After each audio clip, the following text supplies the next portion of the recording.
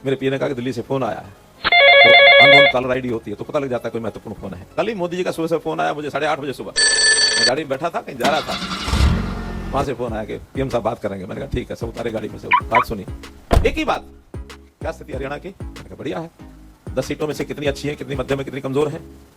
मैंने कहा जी एकदम विश्लेषण तो मैं करके इस समय फोन पर क्या बताऊं, लेकिन एक बार विश्वास दिला रहा हूं कि हम 10 की 10 सीटें जीत करके आपकी झोली में डालेंगे। हरियाणा के 10 स्थानों पर एक साथ आज संसदीय कार्यालय, लोकसभा के जो अपने चुनाव कार्यालय हैं, उनका ये उद्घाटन अवसर, एक स्थान पर कार्यकर्ता सभी एकत्र हुए हैं, सभी हमारा नेतृत्व इकट्ठा हुआ है। मैं याद कर रहा हूं 2002 का चुनाव, गुजरात का चुनाव, मुझे भी चुनाव की ड्यूटी के नाते वहां लगाया गया था।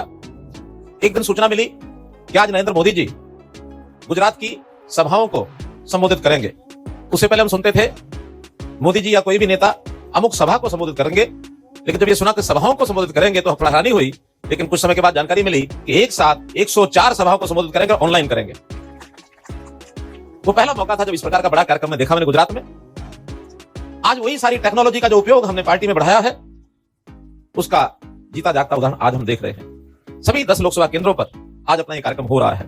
भाई बहनों, वैसे तो कहते हैं कि जब आचार संहिता लगती है उस दिन चुनावी बिगुल बजा है, लेकिन मैं ये कहूंगा कि आज जब अपने लोकसभा के कार्यालयों का उद्घाटन हमने सब कर रहे हैं तो एक प्रकार का चुनावी बिगुल आज बज गया है। और जब चुनावी बिगुल बजता है तो उसके बाद हम सबके लिए, चाहे कोई कार्यकर्ता गली मोहल्ले का हो, बूथ का हो, अथवा प्रदेश और केंद्र स्तर के हमारे नेता कार्यकर्ता हो, उन सबके लिए शब्द प्रयोग किया जाता है कि उल्टी गिनती शुरू हो गई है। टारगेट अपना सामने है, एकदम स्पष्ट लक्ष्य, कहीं उसमें दुविधा नहीं है। जो कि हम लगातार पिछले 2 चुनाव से अपने पूर्ण बहुमत की सरकार केंद्र के अंदर देश भर के लोगों की सहायता से, सहयोग से बना रहे हैं।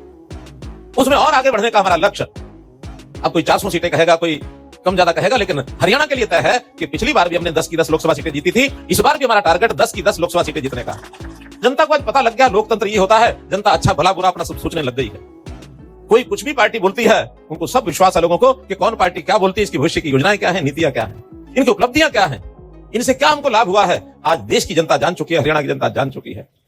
विपक्ष अपने हथकंडे अपनाएगा, हर प्रकार का लोगों में भ्रम पैदा करने के लिए कोशिश करेंगे, सोशल मीडिया पर भी करेंगे, जाकर के अखबारों में भी, टेलीविजन पर भी, सभाओं में भी, और कुछ लोगों को बहकाने का काम लोभ लालच देकर के भी करेंगे। जो समाज के अंदर ऐसे प्रभावी भूमिका निभाने वाले, जिनको हम प्रभावी वोटर कहते हैं, की वोटर कहते हैं, उनके माथे में भी जाके चीजें डालेंगे, सरकार के काम में रोड़े अटकाएंगे।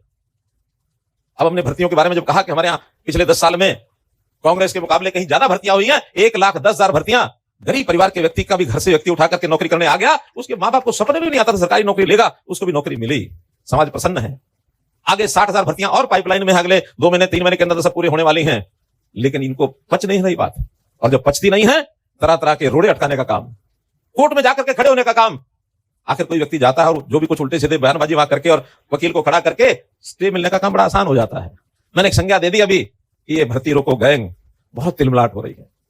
हमको भर्ती रोकने का गैंग बता दिया, अरे गैंग है ये। रोजाना सोच समझ करके ट्वीट करते हैं, तो एक ही बात को लेकर के इनके सब नेता ऊपर से लेके एक ही बात का ट्वीट करते हैं, एक ही बात का ट्वीट, ताकि जनता पर इसका जाए। मुझे मालूम है जनता समझदार है, जागरूक है, उनको पता है। और कोर्ट भी हमारी हर बात के ऊपर मोहर लगाती है। कोर्ट ने पिछले दिनों में कहा कि जो 5 अंक गरीब परिवारों को या जिनके घर में एक भी नौकरी नहीं है, उनको देने का काम किया है, ये सराहनीय काम है। इससे बढ़िया समाज के अंदर और अच्छा काम कोई हो नहीं सकता।